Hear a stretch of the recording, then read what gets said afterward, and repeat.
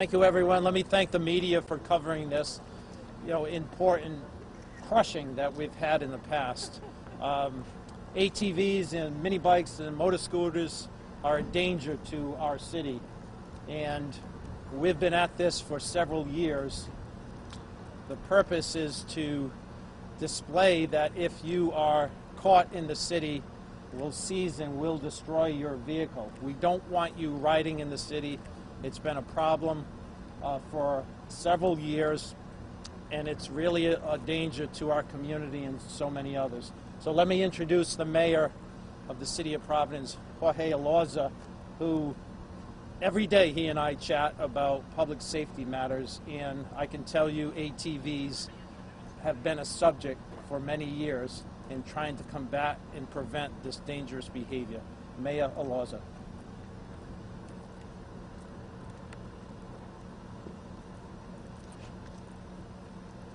So good morning, everyone. Good morning, and thank you for joining us today as we gather to destroy some bikes and also share some really important information for residents throughout the city.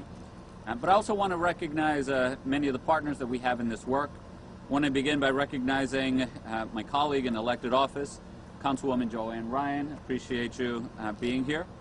I also want to recognize Commissioner Stephen Parry for his leadership throughout all of public safety.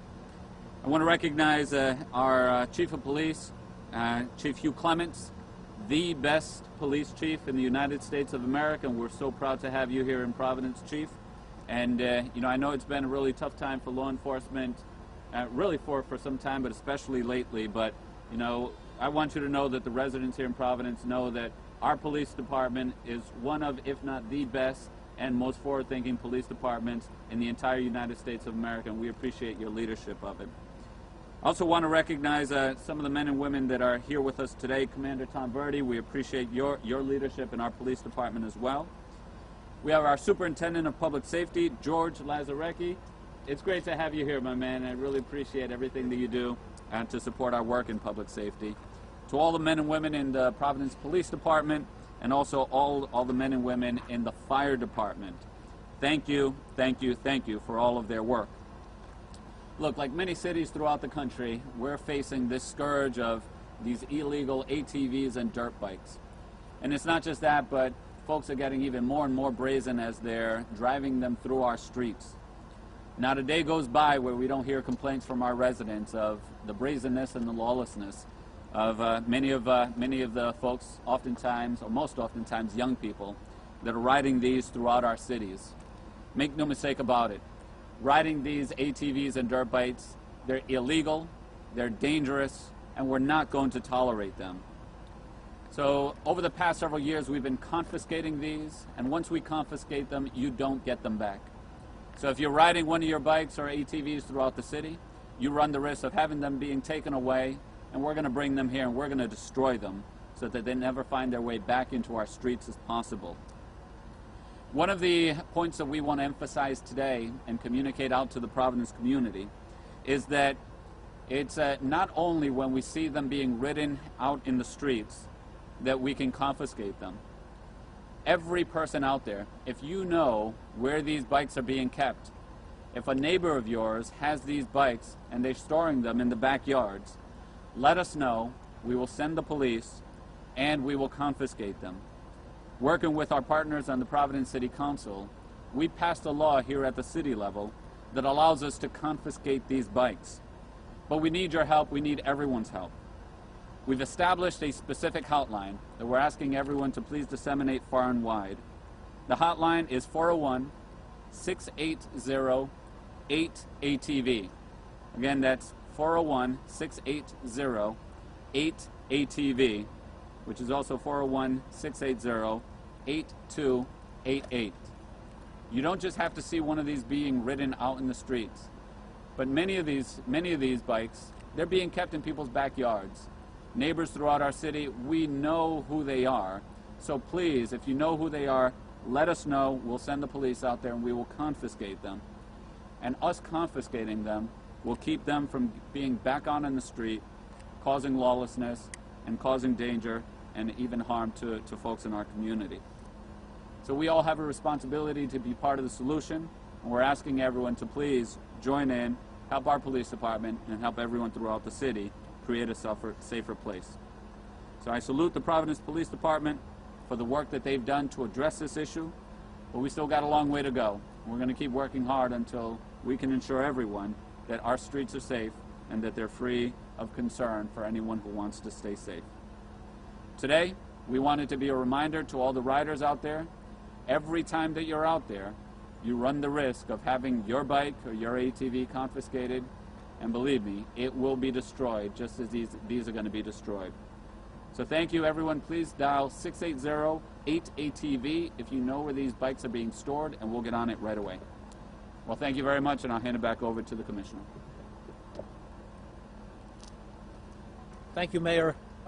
4 years ago, the council looked at the problem that the police department brought to the council so we could have some tools in order to combat the problem that we're having here in the city. And the council person, Councilwoman Ryan, was instrumental in working with the police department and changing some ordinances in order for us to both seize and forfeit and destroy. She's been a strong proponent of combating and preventing the use of these on our streets. So I'd like to call Councilwoman Ryan up to say a few words, and we'd like to thank her for her work and her continuous advocacy to remove these from the streets of Providence. Councilwoman Ryan. Thank you very much. Thank you all for being here. I'm here today to represent the Providence City Council, and we worked very closely with the Providence Police on the ordinance that allowed the confiscation of these bikes. First and foremost, I'd like to say that I'm here not so much to celebrate the destruction of these bikes as to praise the Providence Police women and men who do the hard work every day to keep our neighbors, keep our neighborhoods of Providence safe. As was mentioned, Colonel Clements is a remarkable and talented man. We are absolutely fortunate to have him lead our police department. A few years ago, he came to me with some of his officers and asked for a change in the ordinance. I didn't come up with the bright idea. I recognized there was a problem, but the police worked behind the scenes to identify the systemic problem, which was once police do the hard work, and believe me, it is hard work to catch one of these bikes in a safe manner. There's much talk about not having a pursuit policy, but the reality is the Providence Police Department has a pursuit policy, and they will do so when it's safe. They will never compromise the safety of our neighbors and our residents in pursuit of ATV. So they came to me, they did the work, they identified that there wasn't a due process clause. I worked with them very closely in the Providence Solicitor's Office to craft legislation that made a difference. We've now had 3 crushings of these bikes. There's more bikes that are working through the legal process. But again, I am here not so much to talk about the work that the council did.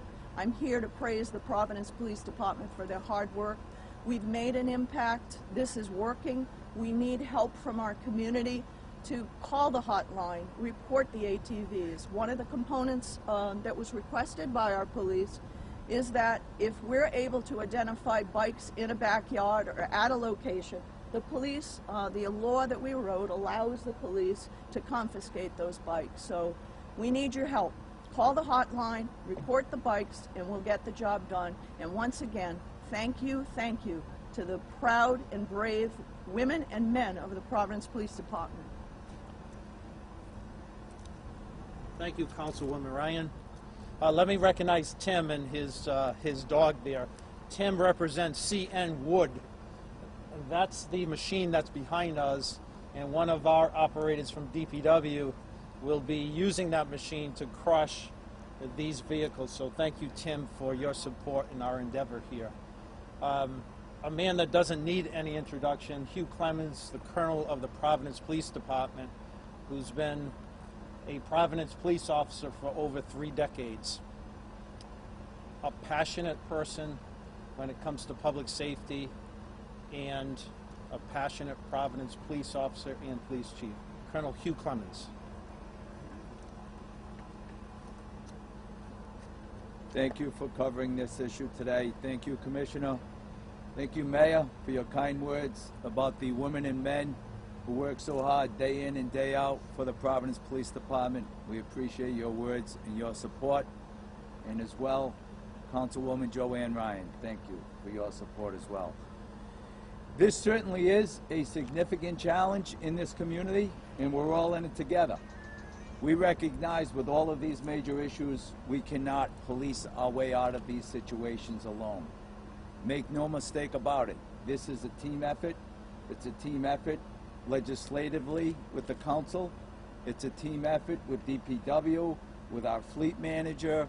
The command staff of the Providence Police Department worked tirelessly behind the scenes on this issue to craft and develop a response to this ongoing significant challenge.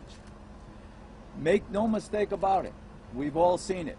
We've seen the group of 10, 20, 50 illegal street bikes operating in and around the city of Providence, and it's frustrating. And it's a public safety issue. It's a public danger. Many of these young men who ride these bikes have been critically hurt by crashing.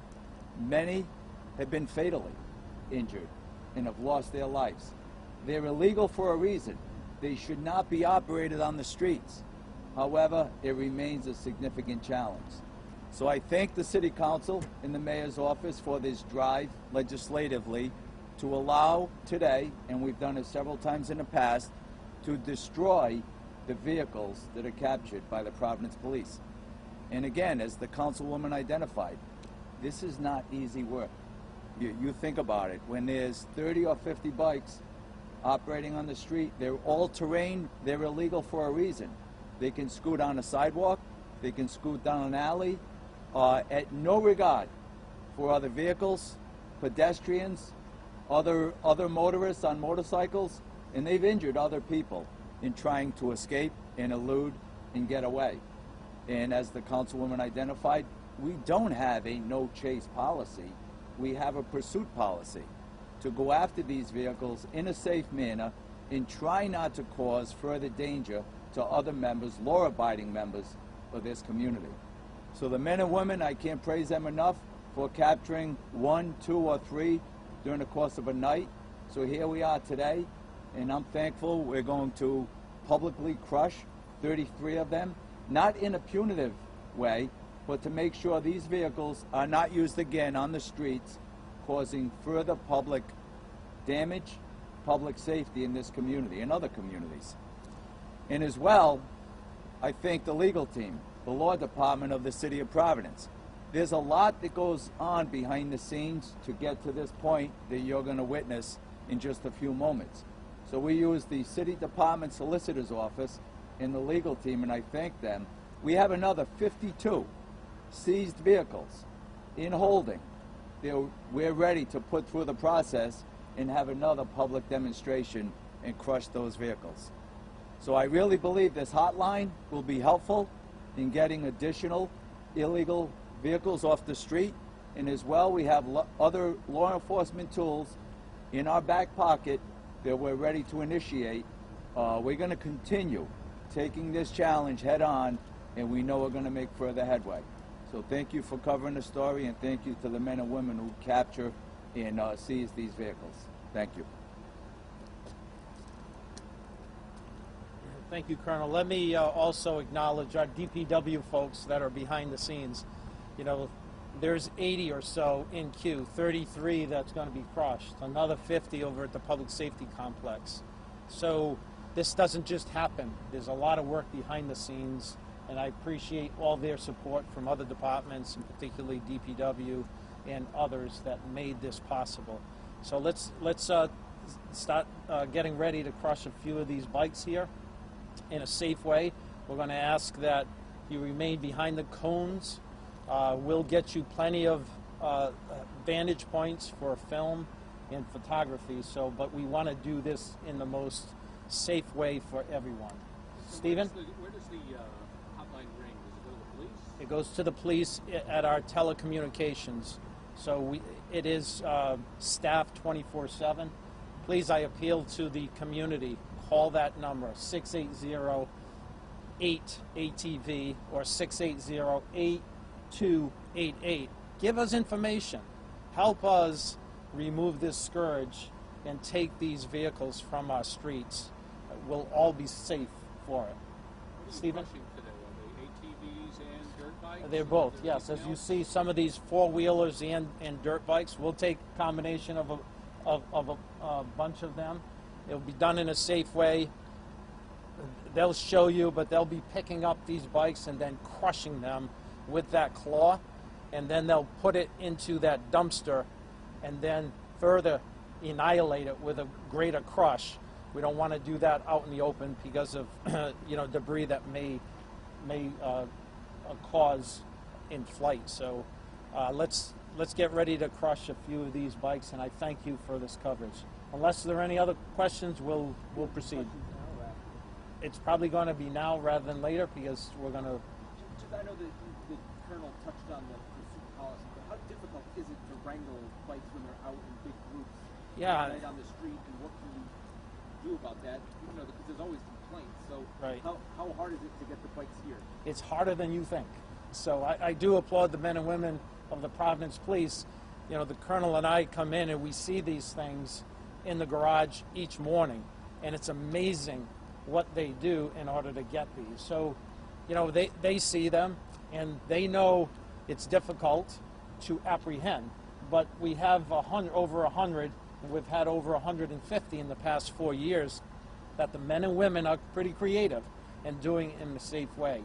So they use all kinds of ways in order to do it safely. Once they're stopped getting gasoline, once they're back at the home, all of those things, it's really hard because these machines are fast and they can excel real quickly, making it difficult for our patrol cars to apprehend them if they don't want to be apprehended.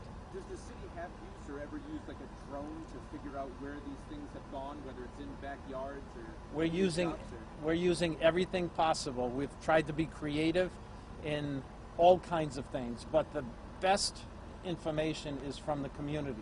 If these machines are in our community knows about it. Please provide that to them. So the tip line is not only for seeing vehicles on the street, it's also, I see one that's in my neighborhood, or I know that they join on Sunday mornings at a particular location. Help us, because we're trying to get as much intelligence and information as we can to